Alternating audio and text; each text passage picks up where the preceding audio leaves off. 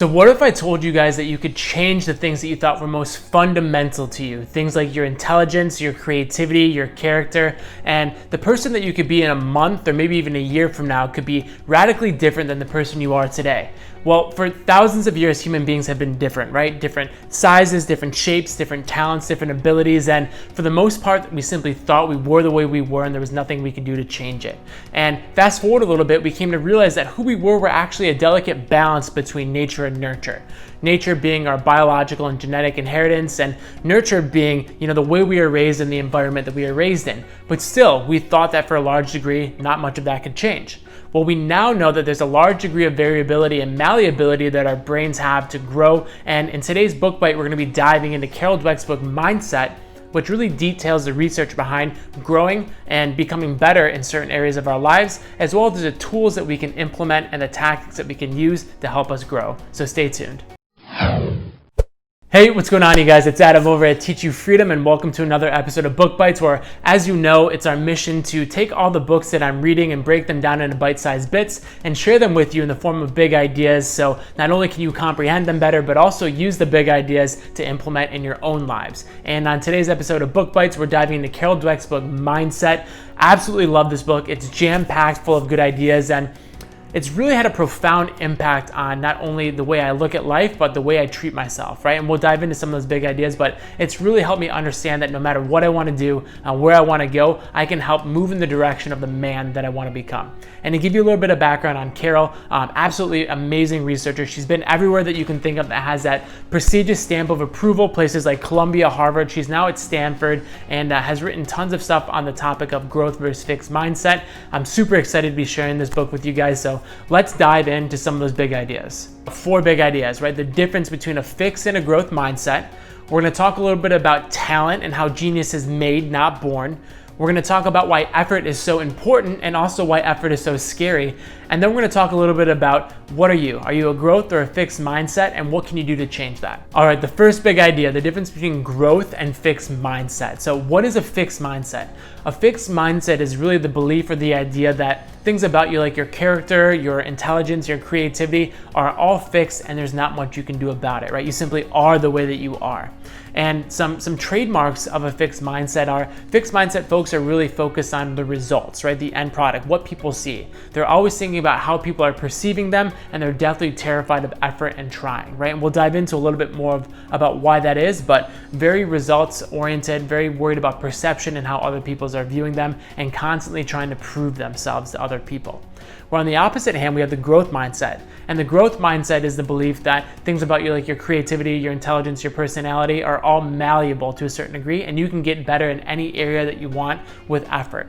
Now, Carol makes a really important distinction in the book. She says, this isn't to say that you can become anything and everything you want to be, right? It doesn't mean that you can become an all-star NBA basketball player or the best movie star in the world, right? But what she is saying is that in any area of your life, you can get better, grow with effort, right? Which is truly astounding and really opens up the door to possibility.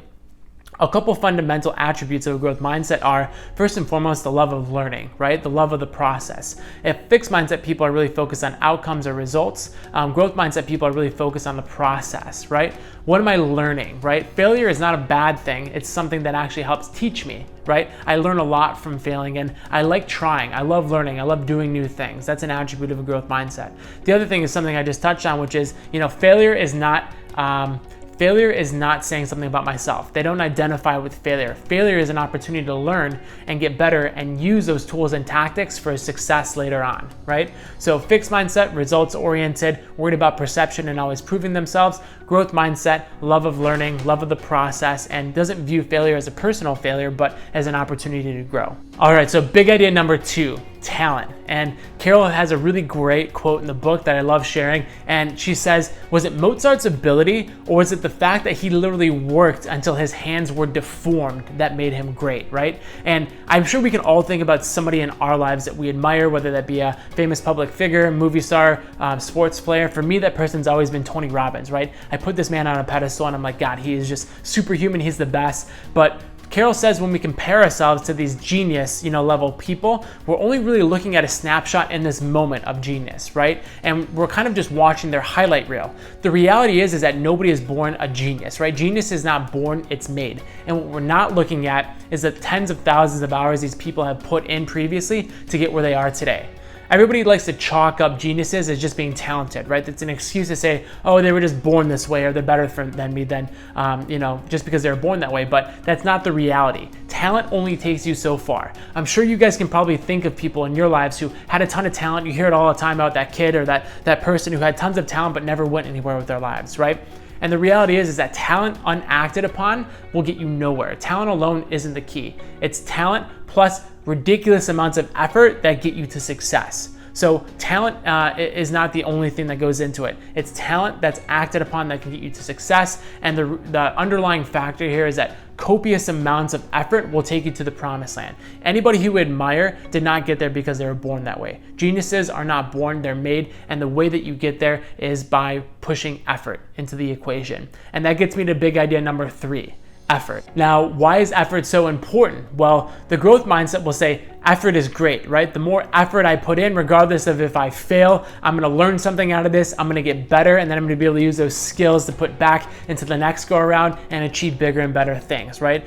The growth mindset loves effort because the more opportunities they have to try, fail, learn, and grow, the better that they'll get. The more effort I put in, the better I get, is what the growth mindset says. Whereas the fixed mindset says something a little bit different. The fixed mindset says if I try and I fail, that will disprove something about me that I've been working so hard to build up, right?